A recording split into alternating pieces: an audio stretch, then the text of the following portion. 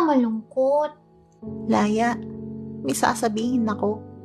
Alam mo bang palagi akong sinasaktan? Ha? Bakit? Mali yun. May narinig akong pwede nating tawagan at i-report ang mga paglabag sa karapatan nating mga bata. Tulad ng karapatang mabuhay, maproteksyonan, mapaunlad at makilahok.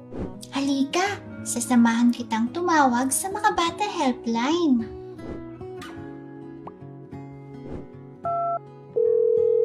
Makabatang araw, ito po ang Makabata Helpline. Anong may tutulong ko sa inyo? Hello po, ako po si Tolitz. Ito ang aking kwento.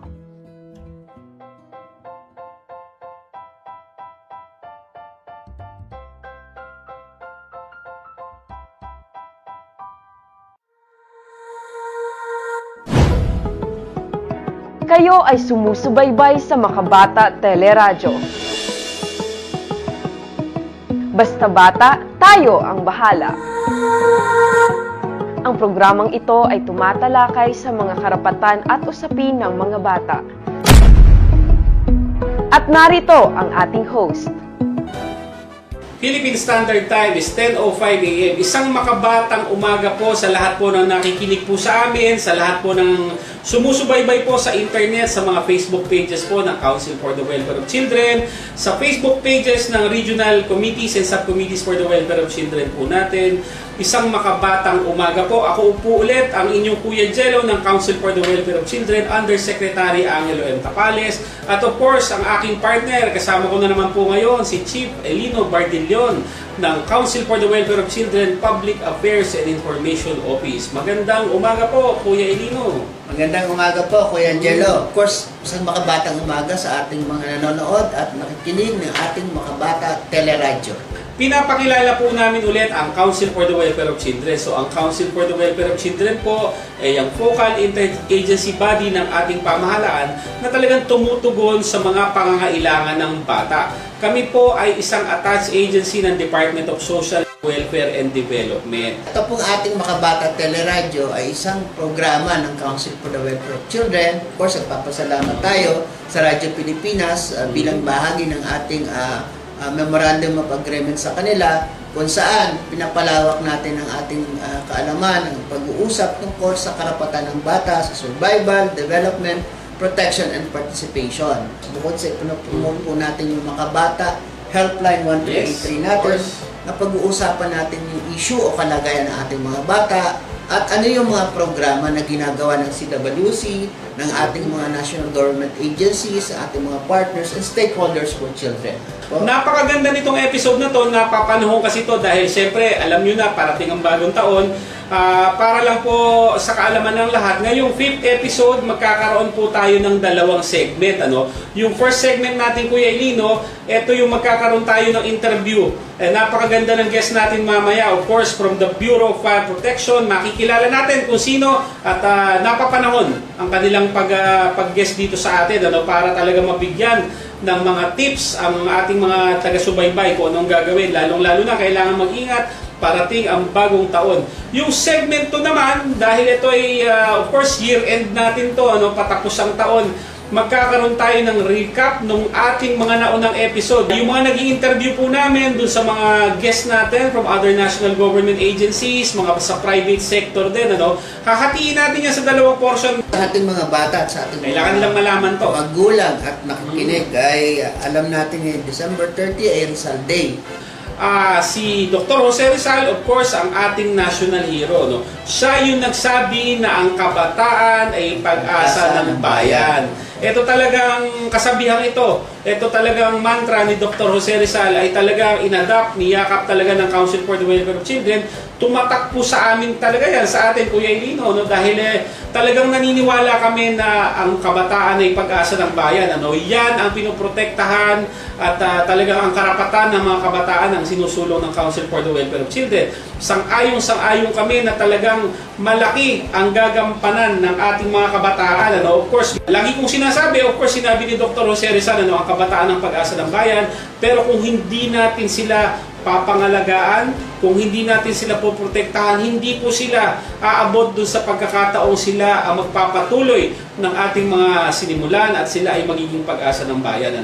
Naniniwala rin po kami na ang mga bata talagang dapat kasama yan sa mga talakayan tsaka usapin, Kuya Ilino, di ba? Hindi na saling pusa ang bata ngayon. Di ba? Yan ay pinapakalat natin from the national level up to the local level. Talagang sila ay kasama sa mga usapin, lalong-lalo na doon sa mga bagay na nakakaapekto sa kanila. So napag-usapan natin si Dr. Jose Rizal, ang ating national hero. Etong ating guest today, talagang modern day heroes din, itong buong ahensya na to. Sa aspeto ng pag-supo ng mga sunog, pagligtas ng buhay ng mga kababayan natin, lalo na mga bata, and of course pati yung mga properties nila, talagang pinoprotektahan ng Bureau of Fire Protection. Kasama po natin silang naglilingkod. Of course alam natin ang March ay National Fire Prevention Month. Kailangan mag-ingat tayo sa araw-araw. Kahit hindi Fire Prevention Month, ay talagang dapat pag-ingatan natin at bantayan ang ating buhay, bahay at ari-arian laban sa sunog. Napakahalaga po nito, Kuya Jello, lalong-lalo na. New Year kasi alam naman natin, sa tradition among Pilipinos, kung saan nagpapaputok tayo. Ang paniniwala, Kuya Jello, is to drive away yung mga negative spirits. Yung mga evil spirits. Evil spirit, mawala yan. So that's the purpose kung bakit nagpapaputok. But of course, kailangan pinag-uusapan po natin yung safety nung ating mga mamayan, kasama na yung ating mga bata. So ngayon, pag-uusapan po natin kung bakit ba yung pagpaputok ay nagiging sanhi ng sunog sa pamamagitan ng pagbabahagi ng ating panahon ngayon ng mga taga Bureau of Fire Protection. Dahil nga dyan sa pananiwala na maganda yung pang-welcome ng bagong taon, it drives away evil spirits, pero nga hindi natin maikakaila, meron talagang panganib na dulot ang pagpapaputok. Talagang yan ay nadodoble, triple o 4 times pa ang panganib pag ang pinag-uusapan ay mga bata. Ito nakakalungkot, Kuya Ilino. Alam ko, ikaw nabalitaan mo rin to. Last December 15, merong 2 bata, isang 5-year-old at isang 2-year-old na bata na namatay sa isang sunog sa Bacoor, Cavite habang sila ay natutulog. Kaya nga po ine-emphasize natin sa lahat po ng taga-subaybay natin, ang sunog ay napakapanganib po niyan sa ating mga kababayan, mga adults man, at of course sa mga property, sa mga ari-arian. Pero yan ay times 10, times 5 pa ang panganib pag talagang bata ang pinag-uusapan. Of course, talagang dahil sa kamusmusan ng kanilang edad at kamuraan ng kanilang pag-iisip, talagang sila ay nasasadlak sa panganib every time po magkakasunog.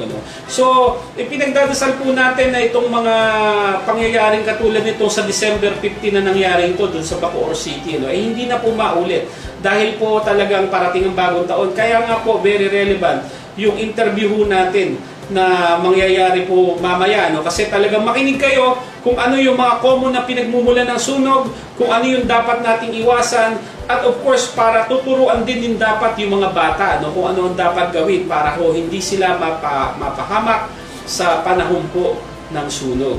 At itatanong din natin yan mamaya doon sa guest natin, kung ano ba talaga ang datos at kung talaga bang tumataas to sa panahon ng Pasko at Bagong Taon. Of course, huwag na po natin patagalin pa. Alam ko, excited na po ang ating mga tagapakinig. Tawagin na po natin ang ating bisita mula sa Bureau of Fire Protection, Fire Superintendent Annalie G. Carnajal Atienza or Ate Ana ng BFP. Siya po, si Ate Ana, ang spokesperson ng BFP at ang Chief ng Public Information Service ng BFP. Isang makabatang umaga po, Ate Ann. Welcome po sa Makabata Teleradyo. Again, ako po si Kuya Jello ng Council for the Welfare of Children at kasama ko po ngayong umaga si Kuya Ilino. Napakaganda kasi nitong episode natin ngayon at napapanahon talaga. Alam ko, busy-busy si Colonel. So let's start siguro with our first question, Kuya Ilino. Sa Makabatang umaga po, Ate Ann, ang unang tanong po ay ano po ang Bureau of Fire Protection at ano po ang kasalukuyang mga programang ginagawa niyo sa ngayon? Siyempre po, ang Bureau of Fire Protection ay isang government agency na under ng Department of Interior and Local Government. Tayo po ay may mandato na responders sa mga emergency at firefighters din po. Pumapatay po ng apoy kung sakali po ang ating mga tahanan or ang mga lugar ay meron pong nagaganap na sunog. Ate Ann, napakaganda ng mandato ng Bureau of Fire Protection or BFP na kilalang kilala naman to ng lahat, ano? Lalo na ngayon, papasok po at parating ang ating bagong taon, ano? Kasi po, of course, sa Council for the Welfare of Children ay talagang kami ay concerned sa kapakanan ng bata. Alam nyo naman po, every disaster, kasama na po ang mga sunog, ang mga bata talaga, isa sa pinakadelikado ang kalalagayan dyan. Ano? So para po sa kaalaman po ng ating mga taga-subaybay, ano po ba ang ginagawa ng Bureau of Fire Protection para siguraduhin pong ligtas ang mga bata ngayong parating pong bagong taon? Ang ating ahensya po ay although year-round naman po ito, no? Hindi lang po dahil sa panahon ng Pasko o bagong taon, but araw-araw po ay atin pong minomonitor ang safety ng bawat mamamayan sa mga bahay, sa mga establishments, sa mga malls, ano po, para po sa kaalaman ng ating mga bata, pati po sa mga ospital, sa schools din po nila. So part po yan ng ating tinatawag na fire safety, fire prevention, ano po, kung saan nagkakandak po tayo ng inspection ng mga malls nga po dahil dagsa po ang mga tao ngayon dahil nagsha-shopping, bumibili ng mga pangregalo, ano po. So, isa po yan sa ating tinitingnan sa panahon ngayon at ini-inspect din po natin yung ating mga area kung saan madalas nandoon ang tao kagaya ng mga terminals, ano po, dahil nagbabiyahe. Nandyan din po yung ating pagpapaalala kung saan siguro ang ating mga kabataan ay minsan naririnig nila yung wang-wang ng ating mga fire truck umiikot po sa paligid at nagpapaalala po na mag-ingat po, huwag pong iwanan yung niluluto, huwag pong pabayaang nakasaksak magdamag ang electric fan at samot-sari pa pong mga paalala. At isa pa po dyan is itong ating promotion ng Oplan Iwas Paputok. So isa po yan sa ating pinopromote ngayon. Now, bawal na po talaga magpaputok. Lalong-lalo na itong mga minors po natin.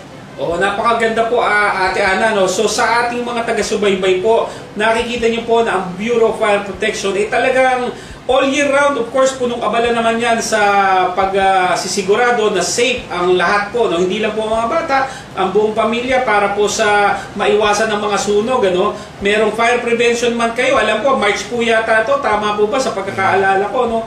Tapos ngayon, Kuya Elino, sinasabi ni Ate Ana, yung Oplan Iwas Paputok, yan ang tinututukan nila, no? Kumbaga, dinidiscourage ang mga tao na iwasan na tong pagpapaputok na to, lalong-lalo na yung mga bata hindi dapat nagpapaputok.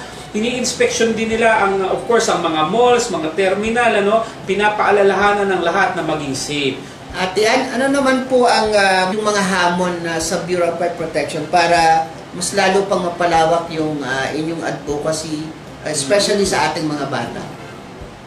Opo, Kuya Lino, ang atin pong tinututukan sa ngayon, ano, dahil po base sa mga nakaraang insidente ng sunog, ang nakikita po natin cause or dahilan ng pagkakaroon ng sunog, ang number one po ay electrical ignition. So, ito po ay kaakibat or may kinalaman sa kuryente. So, ang atin pong panawagan ay sana magkaroon ng responsible checking, ano, maging mandaton, kumbaga, maging mandatory sa ating bahay, sa ating mga magulang, ang pag-check ng linya ng kuryente po natin. So, itong mga kabataan natin, gusto rin natin silang turuan kung papaano in case, kunwari may nag-spark dahil sa pagkakasaksak ng TV or computer or sabihin natin yung electric fan nga, which kadalasan yun po kasi ang nakikita natin cause. Dapat alam nila kung papaano i-switch off yung main switch, no? At their very young age, dapat alam na po nila yan. At ituro talaga sa kanila yung responsible use ng paggamit ng mga extension wires. Ano po? Yung tinatawag nating octopus connection. Dahil nga po, dikit-dikit, sala-salabat, habang tumatagal, dumadami yung load ng kuryente, hindi na po kinakaya ng ating extension wire. Kaya nagkakaroon ng overheating.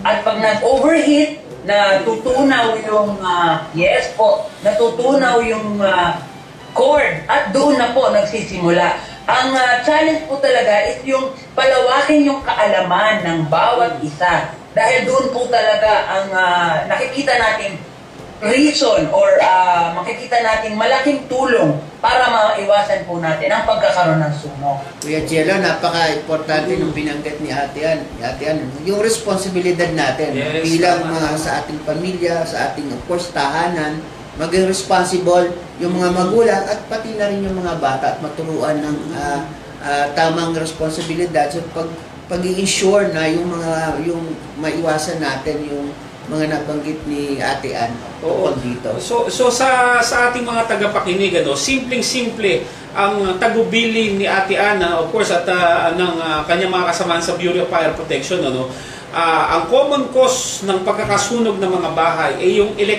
faulty electrical connection yan. Kaya napaka-importante na yan ay lagi nating bantayan, i-check at siguraduhin tumatakbo ng maayos. Isa pa pong nabanggit ni Ate Ann, yung octopus connection. Ako, very common yan, Kuya Elino, di ba? Lalo na yung, kunyari, ang dami yung appliances, pinagsasaksak nyo. Sabi naman nila, okay lang, pinupuno pa nila yung mga nakasaksak, may kinabit pang isang extension, may kinabit pang isang extension, na yun na. Natunaw na sunog, pinagbulan ng sunog. So, Ate Ann, ang nag-stick po sa akin, talagang tumalima sa akin dyan sa mga sinabi mo, ay pati mga bata, kailangan maging aware na sa mga ganito. Marunong ibaba ang breaker, alam kung ano ang gagawin pag may nag-spark, saka yung octopus connection. Baka yung mga gadgets sinasaksak nila here and there, kaya po napakadelikado pala yan. Kunyari po, ito Christmas season, Papa New Year, meron ba kayong datos na maaring maibahagi po sa amin para sa kaalaman ng mga taga-subaybay natin? Mas marami ba ngayong nagkakasunog o kumbaga nasasaktan dahil sa sunog dahil ito yung Christmas and New Year season? Opo, sa malungkot na pagbabalita po, nag-increase po tayo ng around 21% from last year to ngayong taon. Opo. However, yung atin naman pong firecracker related ay nung panahon ng pandemya, masasabi po natin na somehow na malaking tulong dahil zero po tayo ng firecracker related. Ngunit nitong pumasok na po ang normal naman po natin, nasa 14 fire incidents na po. Hanggang ngayon, wala pa nga po ang bagong taon may naitala na po tayo. So, para doon sa mga taga-subaybay natin, 21% increase ang sunog ngayon kumpara sa last year. Pero at least yan naman ay binabantayan ng BFP, inaasahan po nating mapapababa pa yan. Of course, nakakalungkot na meron na palang 14 firecracker-related incidents. So talaga pong kailangan nating mga magulang na nakikinig po sa atin, ang nakasubaybay ngayon, mga lolo't lola, mga nagbabantay ng bata, please itigil po natin ang pagpapaputok at siguraduhin natin ang mga bata ay hindi po nakakahawak ng paputok. Kumbaga, katulad nga po ng dinidiscuss namin kanina sa mga naunang courses, Kuya Elino, ang kabataan ay pag-asa ng bayan, December 30 po ngayon, Sunday, sinabi po ng national hero natin yan, si Dr. Jose Rizal. So, ingatan po natin ang ating mga kabataan. Kuya Elino, meron ko pa bang hihilingin kay Ate Ann para mapalaya na natin sa Ate Ann? Alam natin ang BFP ay napaka-busy ngayong panahon na ito. At yan, napakaganda po ng talakayan natin, mga programang Bureau of Fire Protection, yung mga tips nyo po sa ating mga bata at sa ating mga magulang. Ano na po ang inyong huling mensahe para sa ating mga kababayan? At kung may mga tanong po sila, paano po makukontak ang Bureau of Fire Protection? Opo, siyempre, unang-una kami po yung nagpapasalamat sa inyong programa, Kuya Jello and Kuya Lino. Tayo po ay talagang kailangan magtulong-tulong. Nabanggit nga po, fire prevention ay March. Ngayon po, ang sinusulong po ng ahensya ay everyday is fire prevention na po. Para talaga totally po maging conscious tayong lahat sa mga ganitong mga sakuna na ating maaaring maganap sa ating tahanan mismo. Dahil nga po, majority ng mga insidente ay mga residential, mga tahanan po natin. At ang madalas din po, ang nakakalungkot ay mga kabataan ang nagiging biktima po ng ating mga sunog. Kaya tayo po ay nagpapasalamat sa mga ganitong pagkakataon, sa ganitong avenue na napapalawak po natin at naipaparating natin yung fire prevention, na sinasabi nga, prevention is better than cure. So ito po, isa to sa mga activities natin, ang information dissemination. Bukod po dyan, tayo po ay pumupunta na sa mga malls, nagkakaroon tayo ng mga road show, nandoon po yung ating mascot na si Berong Pero. So makikita niyo po siya doon. Yes po, meron po tayong mga display ng mga sari-saring gamit ng Bureau of Fire Protection. Ganun na rin po yung mga kasuotan, yung uniform ng Bureau of Fire Protection. Siguro po, mas natatandaan ng ating mga kabataan yung orange, yung tinatawag po nating tangerine na uniform. Yun po ang kasuotan ng bombero tuwing rumiresponde. At isa pa po dyan, ito po sa social media, dyan po kami, pinapalakas din po namin lahat po ng means na pwede nating makausap ang ating community. Ginagawa na po ng Bureau of Fire Protection. So ang atin pong hotline numbers, 911 lamang po. 3 numbers lang po, 911. Right away, kung kailangan nyo po ang services ng Bureau of Fire Protection, tayo po within 5 to 7 minutes, tayo po ay re-responde kapag kinailangan nyo po ang mga bumbero natin. At siyempre po, sa ngalan po ng ating Chief ng Bureau of Fire Protection, Fire Director Louis Turalta Poracan, at ang buong pwersa po ng Bureau of Fire Protection ay bumabati po sa ating lahat ng maligayang Pasko at manigo at safe at masayang bagong taon. Maraming salamat po, Ate Ann. Napakaganda ng iniwang mensahe ng ating kakampi. Of course, galing sa Bureau of Fire Protection. Nililibot nila ang mga malls. Lahat ng mga tao, pinipilit nilang abutin. Yung awareness campaign nila. Meron pa silang mascot na si Berong Bombero para talagang mas makarelate ang taong bayan saka yung mga bata.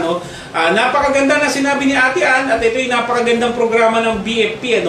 Yung Fire Prevention Month na dapat March lang, ginagawa nilang all year round yan. Every day is a Fire Prevention Day.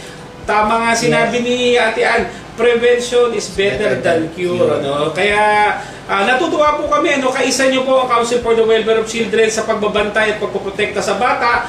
Talagang kayo ay tunay na bagong bayani kasi talagang Rizal Day po ngayon, talagang ito yung sinasabi ko nga kanina pa, na kung ang national hero natin ay si Dr. Rizal Rizal, ang mga taga-BFP po natin ay talagang mga bayani din kasi ito talaga ay inaalay at talagang nilalagay sa panganib ang kanilang mga buhay para iligtas ang mga kababayan po natin, lalong-lalo na po yung mga bata na talagang apektado ng mga sunog at mga sakuna.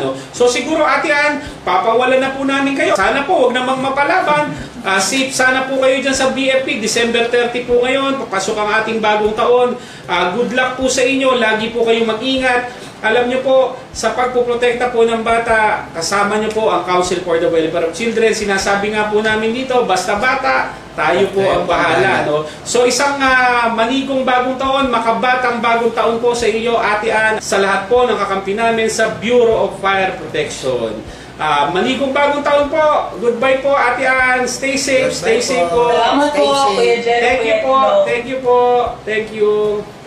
Napakarami po nating natutunan mula kay Ate Ana, Kuya Elino. Talagang nakilala natin ang BFP, ano ba yung ginagawa nila, ano yung mga tips nila doon sa mga nakikinig po sa atin tsaka nakasubaybay para po sa kaligtasan ng buong pamilya. Of course, kasama ng properties dyan, ay dapat yan ay tandaan talaga natin. So Kuya Elino, napunta na tayo ngayon sa second segment ng ating palatuntunan o programa ngayong araw na to. Ito yung pinangako natin kanina na regalong year-end episode. Ito yung recap ng mga highlights ng mga interview natin sa mga naimbitahan nating non-governmental agencies, national government agencies, saka yung mga kakampi natin sa private sector. So, panoorin po natin ang first part ng ating mga highlights. Panoorin po natin ito.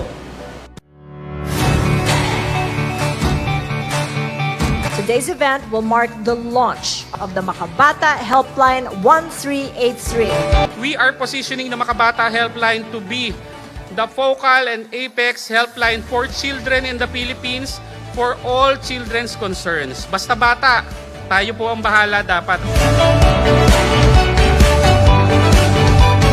Kudos for always providing the highest quality of service to the children and for primarily taking into consideration the best interests of our children.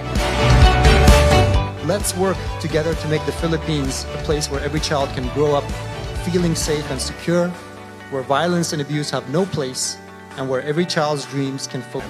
This is our banner advocacy. There must be something in us that marks in the Philippines that, ay, Makabata 1383, CWC yan. We're proud to join hands with the Council for the Welfare of Children in launching the Makabata Helpline 1383 today. With dedication and collaboration and the use of technology, we can achieve remarkable things.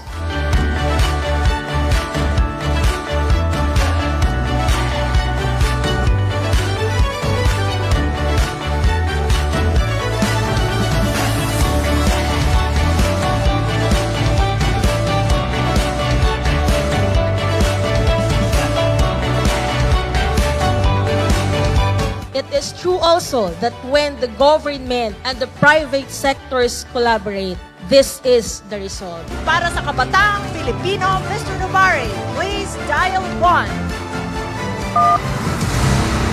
Mr. Victria, please dial 3. Asek Elaine, please dial 8.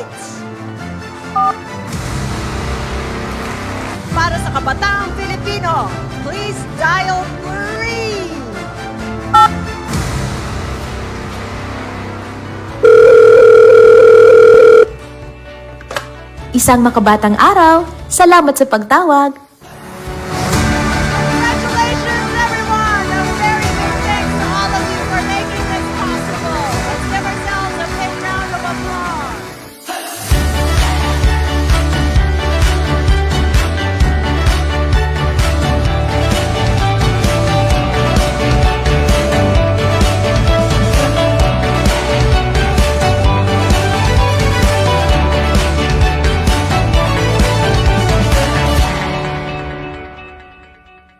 Ayan, Kuya Jello, napanood po natin ang ating first highlight. Kasama po ang ating diskusyon tungkol sa CWC at yung sa ginanap po nating launching ng Makabata Helpline.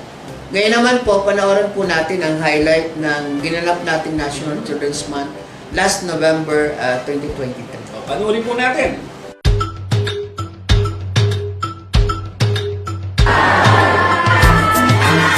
Our children represent our country's potential. They embody hope, the promise of a brighter future, and the essence of our collective aspirations.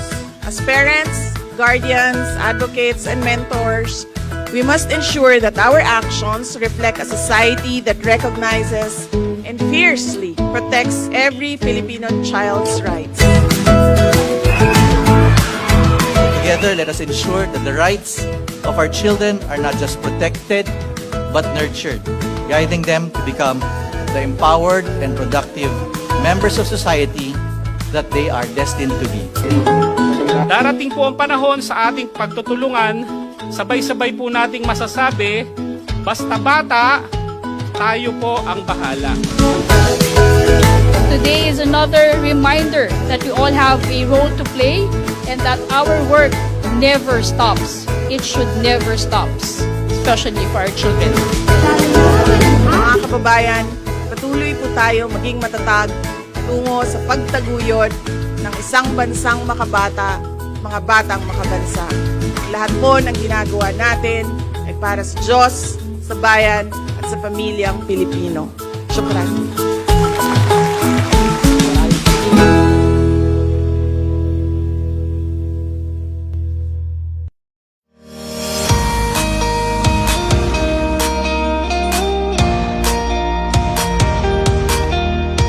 Ang mga bata po ay may karapatan, may sarili silang personalidad. Mahalin po natin sila, igalang po natin ang karapatan nila, at sabay-sabay po nating sabihin, basta bata, tayo po dapat ang bahala.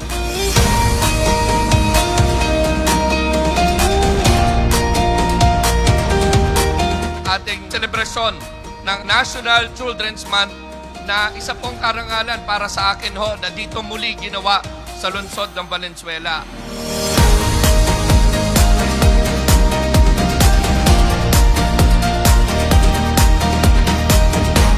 Let us all reaffirm our commitment to every child in the Philippines. Let us stand united to protect, nurture, and support children for a better life.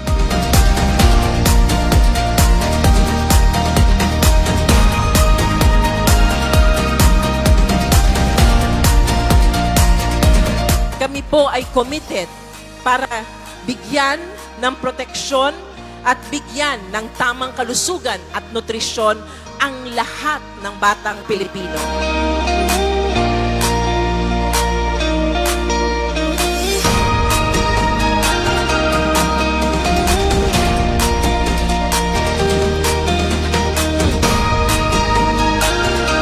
To symbolically say our commitment, we will say, para sa mga bata.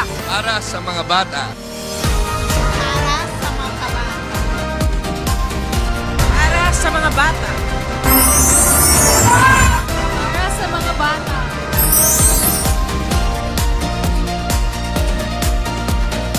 Para sa bata! Wow! And we are now celebrating the kickoff to National Children's Month 2023! Basta bata, kami ang bahala!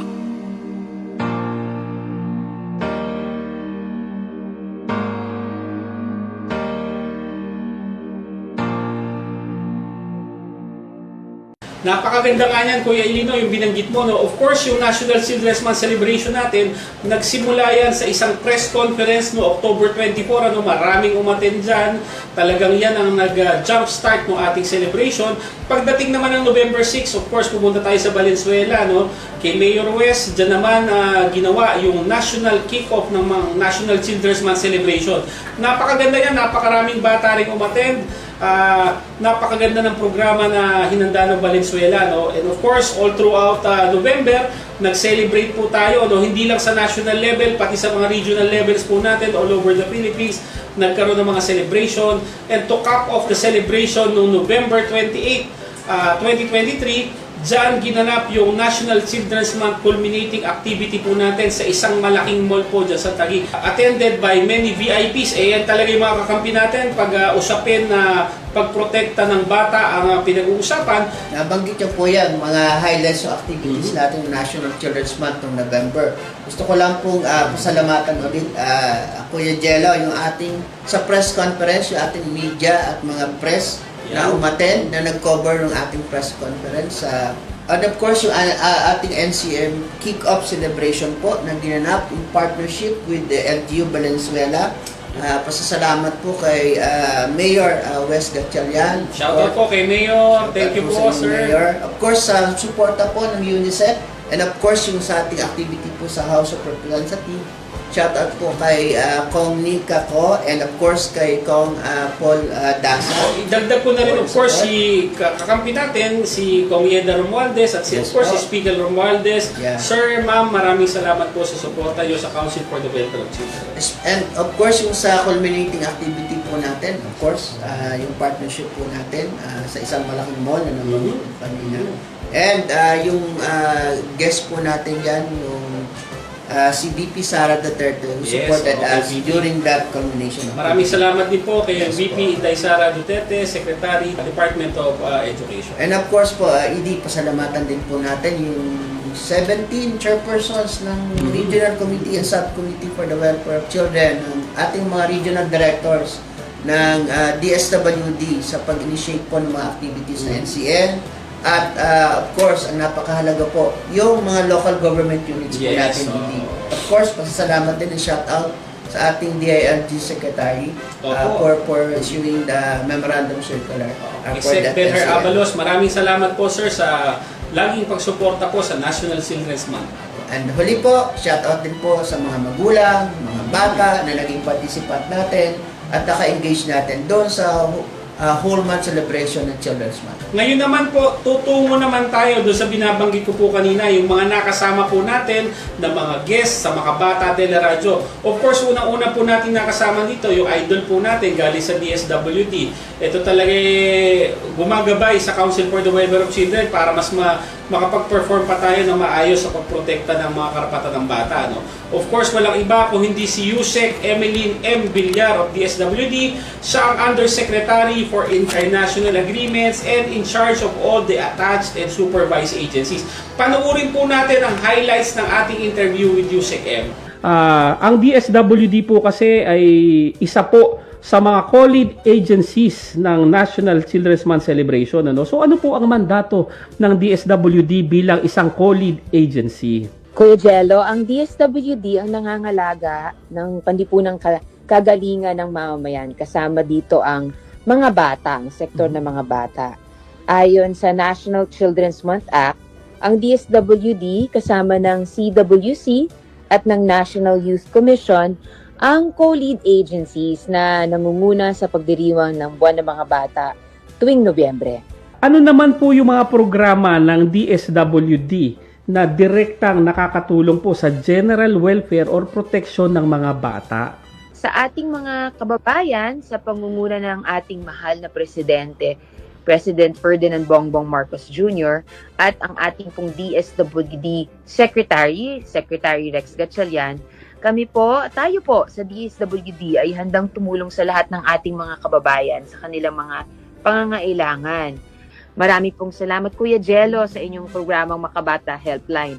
Ito po ay isa sa mga programa po ng CWC na talagang tumutugon sa pangangailangan ng mga batang nangangailangan ng special protection or kung meron pong mga batang kailangan ng tulong dahil naabuso po sila, mga bata, street children. Ang Makabata Helpline po, any kind of help na kailangan nyo po para sa mga bata, maaari po kayo tumawag sa Makabata Helpline. Asahan nyo po ninyo na ang tulong at gabay ng DSWD sa lahat po ng inyong mga gawain. Talaga naman pong napaka-aktibo, Kuya Jello, na ating DSWD bilang ating mother agency sa pagbibigay ng serbisyo sa ating mga bata at of course sa ating mga mayan na andyan lagi handa ang serbisyo ng DSWD. Siyempre po, Kuya Jello, hindi pa uhuli yung ating mga academic partner dyan. Of course, naandyan po ang Miriam College, na katulong po natin at sa partner natin sa Makabata Helpline. So panoorin po natin ang interview highlights natin kay Attorney Miles Gonzalez Escobar. Or ano po ba ang isang Child Rights Advocacy Center? At ano po ang layunin nito? Okay. Ang Child Rights Advocacy Center po sa Miriam College, isa po itong specialized center na ang tutok po talaga ay paano po i-uphold, i-promote, i-protect yung rights ng children. So what we would like to encourage yung atin po mga eskwelahan at ibang private sector is to help us create a safe space for our children. Na-establish po ang Child Rights Advocacy Center nung pong pandemic, August 2021 po yon. Ano naman po yung mga programa o yung mga activities na nagawa po nyo? 4 kasi po ang focus ng Miriam College, no? We would like to focus on policy development because we would like our students to also learn ano ba yung realidad, no, na kinakaharap ng mga bata sa ating komunidad. Second is, of course, we are engaged in education. So sa ngayon po, ang CIRAC po, ang Child Rights Advocacy Center is working into the integration po ng child rights promotion and protection sa curriculum ng Miriam College. And then of course, meron kaming mga advocacy materials. So at saka meron po kaming yung aming trainings, no? At partner po namin ang Makabata Helpline sa lahat ng trainings namin. Paano po ito nakakatulong o makakatulong sa ginagawa ng Miriam College Center for Rights and Advocacy Center pala? So napakadami pa pong mga activities na gusto namin gawin at lagi po namin partner, syempre, ang CWC. Ano po ba ang mensahe mula sa Miriam Child Rights Advocacy Center po, no, na parang gusto nyo ipahatid po sa mga kabataan, sa mga estudyante, sa mga magulang po?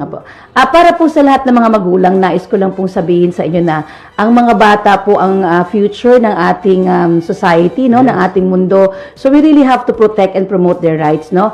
At para sa mga bata naman, no, may mga karapatan po tayo, no, pero kinakailangan din pong i-highlight natin yung responsibilities ninyo. So responsibilities hindi lang po para sa sarili kundi para po sa kapwa-bata ninyo. No, sa Miriam College Child Advocacy Center, we really highlight responsibilities and rights of children. Napakaganda po, Kuya Ilino, ano, kapag talagang may Child Rights Advocacy Center ang mga paaralan. Ano? Kaya itong ginagawa ng Miriam College po, dapat po gayahin po yan ng ibang mga private schools po natin, ano, para mas mabigyang proteksyon ang mga bata. Talking about giving protection, Kuya Ilino, ang next naman po naging guest po natin is si Undersecretary Janela Ejercito Estrada ng National Authority for Childcare. Panoorin po natin. Ang National Authority for Childcare po ay nabuo sa pagpasa ng RA 11642 or yung Domestic Administrative Adoption and Alternative Childcare Act. Kami po ay isang quasi-judicial agency attached to the DSWD at effectively na mainstream na po ang iba't ibang mga programa ng ating pamahalaan patungkol sa domestic administrative adoption, intercountry adoption at alternative childcare gaya po ng Philippine Foster Care Program. And we implement the administrative adoption process, both domestic and international. And NACC also implements RA 11222 or yung Simulated Birth Rectification Act, which provides for amnesty to all mothers who simulated the birth records of their children, placed to them without undergoing the legal process of adoption. And we also work closely with child caring agencies, child placing agencies, or yung mga social welfare development agencies, or mas kilala po ng ating mga kababayan, yung mga orphanage po. We also take part in the implementation of RA 11767 or yung Foundling Recognition and Protection Law. Of course, to ensure that they are accorded or granted with natural-born Filipino status that allows them to enjoy all the rights and privileges of a Filipino citizen. And yung NACC po, as a national authority, works hand-in-hand with our regional alternative childcare offices or yung mga RACOs po na tinatawag po namin. Sila po yung aming mga frontliners at syempre nasa kanila po yung bulko ng trabaho sa adoption and alternative childcare process. At sila rin po yung nakikipag-coordinate sa ating pong mga LSWDO, sa mga LGU. Well, ngayon po ang mandato po ng NACC is to provide simpler, streamlined, and expeditious and inexpensive adoption and alternative childcare. So, basically po, hindi na kailangan dumaan sa korte at mag-hire po ng abogado. NACC na po ang susuri at magdedesisyon sa petition for adoption. And because of this, we make the process of adoption simpler and inexpensive. So, lilinawin ko lang po na pareho pa rin po yung mga qualifications at requirements. Ang talagang pinagkaiba lang ay yung proseso. Yun nga po, mas pinasimple, mas pinadali, hindi po kailangang magastos. Dahil andyan din po yung NACC at yung RACOS po para po gabayan po yung ating mga kabayan. 6 to 9 months na lang po from the time that the petition for adoption with complete documentation has been received. So dati po kasi inaabot po ng at least 5 to 7 years. Apparently marami sa ating mga kababayan ay maraming concern patungkol sa adoption at hindi po lahat ay may alam na may ganitong ahensya na pwede pong tumugon sa kanila pong mga adoption concerns. And we intend to be once again ISO certified as an agency and be able to deliver our mandate to the people. Ikalawa naman, we are also partnering with our stakeholders. Siyempre, yung iba't ibang ahensya din po ng gobyerno, gaya ng DSWD, DILG, PSA, yung ating mga LSWDOs, at of course, kayo po, dyan sa CWC, at lahat po ng mga ahensya ng gobyerno na may kinalaman po sa bata. I hope to take this opportunity na manawagan po sa ating mga kababayan na may cases of independent placement ng bata. Medyo marami po kasi ito at gusto ko lang po sabihin sa ating mga kababayan na illegal po ito. Pero dahil po may bagong batas, yung pong rectification of simulated birth certificates under RA 11222, you can legalize po their adoption. Kapag at least 3 years yun na pong minahal at itinuring na sariling anak po yung bata at mapatunayan na ginawa ang independent placement in the best interest of the child, wala po kayong dapat ikabahala. At of course, sa lahat po ng mga nakikinig, huwag po sana tayong matakot sa legal na proseso ng adoption because this is for the child's protection. And lastly po, Kuya Jello and Ate Lee, we hope to destigmatize the negative connotation on the word ampon. Gusto po natin na gamitin ng lahat ang salitang ampon para masanay po tayong lahat dahil lahat naman po tayo ay ampon. Lahat po tayo ay anak, magulang, pamilya, ordinaryo, pero natatangi. Ayan po, Kuya Jello, tapos na po tayo sa part 1 ng ating second segment. So, bago po tayo magpatuloy, commercial break po muna tayo. Sige po.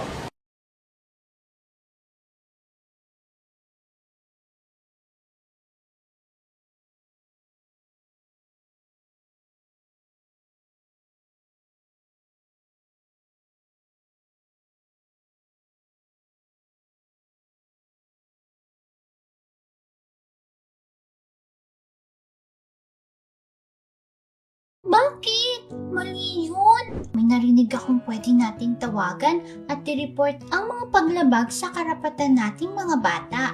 Tulad ng karapatang mabuhay, maproteksyonan, mapaunlad at makilahok. Halika, sasamahan kitang tumawag sa mga bata helpline.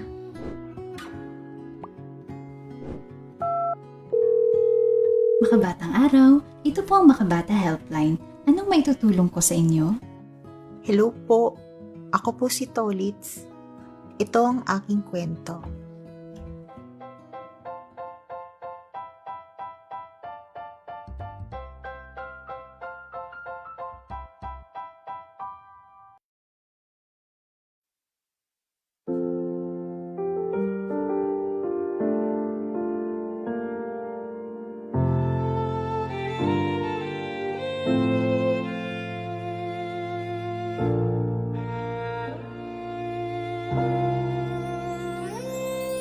Ang tanging may pamamaan ako'y edukasyong Pilipino. Tinuturong galing at talino para maabot ang pangarap mo. Ang tanging handog ko sa'yo'y edukasyong Pilipino.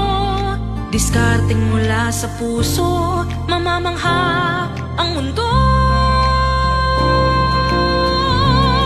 Matatag na mga guro, matatag sa mga pagsubok, matatag na mga mag-aaral, matatag na talino'y umiiral. Hinaharap ang hirap, walang takot sumugod, humahanap ng solusyon, ipaglaban ang edukasyon. Kabataang Pilipino, Muslim o Kristiyano, lahat ng paniniwala, lahat ng katutubo, may kapansanan, iba man kasarian. Ang ating pag-aaral ay ating karapatan. Ang ating pag-aaral, pang-ahon sa kahirapan. Matatag na mga guro, matatag sa mga pagsubok, matatag na mga mag-aaral, matatag na talino'y umiiral. Hinaharap ang hirap, walang takot sumugod, humahanap ng solusyon, ipaglaban ang edukasyon. Ang tanging alay ko sa'yo'y edukasyong Pilipino. Matapat ng pamamaraan, maunlad na kinabukasan.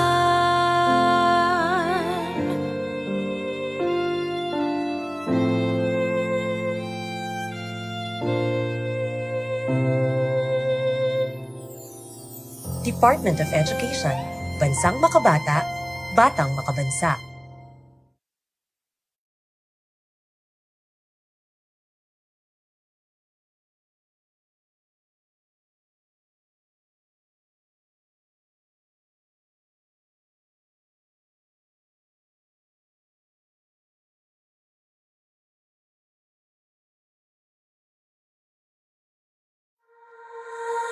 Makabata Teleradyo. Basta bata, kami yung bahala. Nagbabalik po ang Makabata Teleradyo. Dito lamang po sa Radyo Pilipinas 3. Kuya Jello?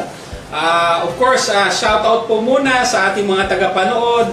Sana po ay nag-i-enjoy po kayo sa aming programa po ngayon. So patuloy po lang tayo sa ating mga highlights. Noong December 15 lamang, Kuya Elino, magkasama tayo niyan. Nagkaroon po tayo ng MOU signing with Radyo Pilipinas. Itong Philippine Broadcasting Service na pinapamunuan po ng ating idol, Director General Rizal Giovanni Bong Aportadera. At ito po yung nagpirmahan na nga tayo ng MOU para dito sa ating Makabata Teleradyo. So salamat po sa Philippine Broadcasting Service, particular na sa mga kakampi natin sa Radyo Pilipinas sapagkat naisakatuparan po ng ating Makabata Teleradyo. Of course, ito ay nagiging boses at talagang beacon of hope para po sa lahat ng kabataan sa buong bansa. Itong partnership po na to, dahil dito ay talagang tuloy-tuloy na po ang pagbibigay natin ng impormasyon at kasiyahan sa mga ating taga-subaybay para sa kapakanan ng batang Pilipino. Bago po tayo tumungo sa ating susunod na highlights kasama ang PNP Women and Children Protection Center, panuurin po muna natin ang ating short advocacy video na ginawa bilang bahagi ng 18-day campaign to end violence against women and girls. Panoorin po natin. Ang Council for the Welfare of Children po ay nakikisa sa 18-day campaign to end violence against women and girls.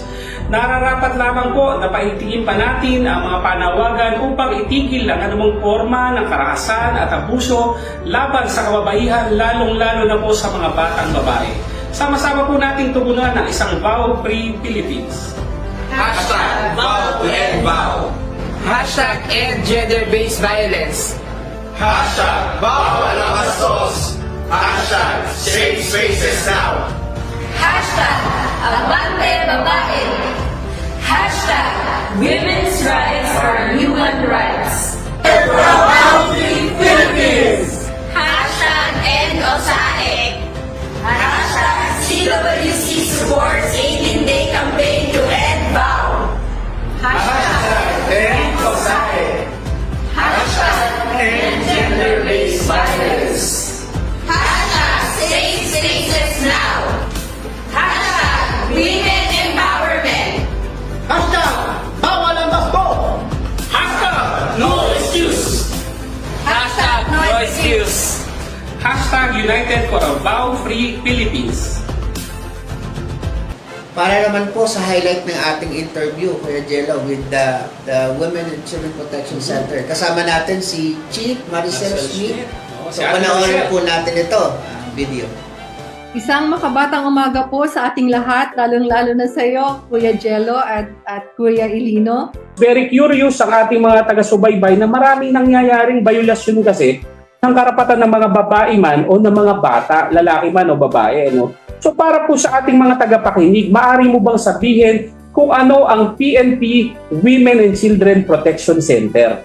Si Women and Children Protection Center o yung WCPC ay isang unit under sa Directorate for Investigation and Detective Management ng Philippine National Police na itinatag noong 2012 sa bisa ng NAPOLCOM Memorandum Circular. Bago pa man magkaroon ng Women and Children Protection Center, ay itinatag na ang kauna-unahang Women's Desk sa Quezon City noong 1993 pa po, matagal na. At hanggang sa kasalukuyan ay patuloy na nagsiservisyo para sa mga kababaihan at mga kabataang nakakaranas ng pang-aabuso at karahasan po, Kuya Jello. Pwede niyo pong elaborate anong mga specific na programa na ginagawa ng WCPC para to address our VAUSI cases? So, narito po ang aming aling pulis na handang tumulong sa mga batang nakakaranas sa pang-aabuso at karahasan. Yun po yung pangunahing programa ng Women and Children Protection Center. Ang Women's Desk na nag-iimbestiga ng mga reklamo upang mapanagutan ang mga pagkakasala, siya rin po ang takbuhan ng mga nakakaranas ng physical, psychological at sexual na panggigipit o pang-aabuso sa ating mga kababaihan at lalong-lalo na po sa ating mga kabataan. Sasagawa din po kami ng mga lectures or awareness campaign. Ginagamit namin ang aming Aling Police Everywhere. Pumupunta kami sa iba't ibang eskwelahan, barangay o komunidad upang magbigay ng impormasyon sa mga estudyante at sa mga guro patungkol sa mga batas upang mapangalagaan at ang karapatan ng mga kababaihan, lalo na po ang mga minor de edad nilang mga anak. Ang pinopromote talaga nilang image is ang Philippine National Police is pro-children. Hindi po ba kaibigan at taga-protekta ng mga bata? Isang namin sa programa namin, yung awareness na inilapit namin si Aling Police sa iba't ibang sulok ng Pilipinas. Kung may biktima na kailangang immediate na rescue or tulong, dapat lumapit muna sa pinakamalapit na barangay. At meron naman sa barangay, meron tayong women's desk na pinamamahalaan ng DSWD natin. At meron din tayong mga barangay police na ginagamit ng PNP na force multiplier in the absence of police personnel na manggagaling pa sa malayong lugar. Pwede pong lumapit sa police station. Ang lahat po ng police stations nationwide ay meron tayong women's desk, meron tayong babae na investigador, meron tayong police women na trained investigator to handle cases ng women tsaka yung mga bata. Ang WCPC ay meron pong Facebook account, meron yung QR code. So pag inunan nyo yung QR code, mapupunta kayo dun sa webpage ng Aling Police o yung WCPC na doon pwede kayong magdulog ng reklamo or mag-send ng report at kami dito sa Camp Crame sa WCPC ay ilalapit namin, i-refer namin yun sa nearest police station or women's desk. Napakaraming paraan kung paano makontak ang PNP, whether dumiretso ka sa barangay, dumiretso ka sa police station. Ang Facebook ng Aling Police, wag po natin kakalimutan, ang mga contact details po nila na andon. Of course, ibo-volunteer ko na rin ang ating Makabata Helpline 1383. Of course, pwede kayong tumawag sa amin. At dahil may Memorandum of Understanding ang Council for the Welfare of Children at ang PNP WCPC, kami po talaga ay magkakampi sa pagtulong sa mga kababaihan at mga bata po. No? So nakakatuwa na mga iba't ibang ahensya ng gobyerno ay nagkakasundo-sundo po sa pagprotekta sa mga kabataan. Ano? Nagpapasalamat po kami sa PNP Women and Children Protection Center dahil isa po kayo sa pinakamatatag at pinakamatibay na partner po ng Council for the Welfare of Children. Dahil naman po ipinagdiwang natin ang Pasko at mahalagang bantayan ang mga laruan at produkto o yung mga pinangreregalo po sa mga bata. No? Kasi pwedeng mayroong toxic substance po yan na kasama talagang yan ay mapanganib po sa bata. No? Kaya po nagkaroon tayo ng interview sa ating kakampi na si Mr. Torny Dizon ng Ban Toxic. So, panoorin po natin ang highlight ng interview natin kay Mr. Torny Dizon. Gusto ko rin din sabihin sa ating mga kababayan, hindi lang po ito dun sa market na nabibili ha, pati po sa online, kaya pati din po sa online, binabantayan din po natin ito. Sige. Kuya Tony, of course, nakikita natin ang panganib, parating na naman ang Pasko, gift giving, ito yung tradisyon ng Pilipinas. Talagang, ano ba ang pwede nyong iwang mensahe sa mga taga-pakinig at taga-subaybay po natin para naman talaga makaiwas sila sa mga ganitong panganib? Tama po yun. Unang-una, alam naman natin, talagang iba pa rin pag nakakatanggap ng regalo ng ating mga anak. Kaya kung tayo po ay bibili, siguraduhin lang po natin kompleto yung product information. Hanapin po kagad natin yung license to operate number. Ito po yung ini-issue ng Food and Drug Administration sa mga accredited, registered, and notified na mga toy manufacturer. Mahalaga po mas suriin natin itong mga laruan na ating binibili para po naman ito sa kaligtasan ng ating mga anak. So maraming salamat po Kuya Tony. Hopefully in the future magkausap pa po tayo, magdala pa kayo ng mga ibang laruan. Ano? Pero itong mga pinakitang laro ni Kuya Tony dito ay talagang pag-isipan natin kung bibilin pa ba natin kasi ito ay sinasabi nga ni Kuya Tony maraming ng harmful chemicals at toxins po dito. No? So iwasan po natin yan. Again Kuya Tony, on behalf of Makabata Teleradyo sa amin ni Kuya Elino, maraming salamat po at of course happy holidays.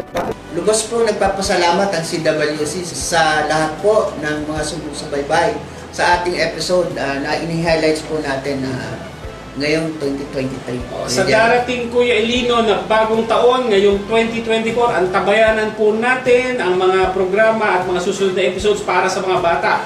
Ano man ang kulay ng bagong taon, naway pag-ibig ang patuloy na magnisandigan natin para sa isang makabatang bansa. Kung may mga sumbong po kayo o concerns patungkol sa mga kinakaharap po ng bata, kung may nananakit ng bata, may nangaapi ng bata, meron po mga issue at concern ng bata, tumawag po lamang tayo sa Makabata Helpline 1383. Ang aming mga tauhan pong mga abogado at social worker ay handa pong tumugon sa lahat po ng inyong problemang idudulog. Muli, ako po si Kuya Jello. Ako naman po si Kuya Elino. Basta bata, kami po ang bahala. Happy New Year! Happy New Year po! Happy New Year po! Happy New Year!